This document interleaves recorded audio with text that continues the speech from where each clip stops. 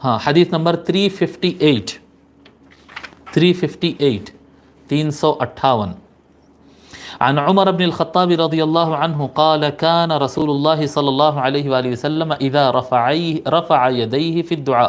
حضرت سیدنا عمر بن خطاب رضی اللہ تعالیٰ عنہ کہتے ہیں کہ جب کبھی رسول اللہ صلی اللہ علیہ وآلہ وسلم دعا کے لیے اپنے ہاتھ اٹھاتے، جب آقا صلی اللہ علیہ وآلہ وسلم دعا کرنے کے لیے ہاتھ اٹھاتے، لم یحطہما حتی یمسح بہما وجہہ، ان کو نیچے اس وقت تک نہیں چھوڑتے جب تک کہ ان دونوں ہاتھوں کو اپنے چہرے پر نہ پھیر لیتے.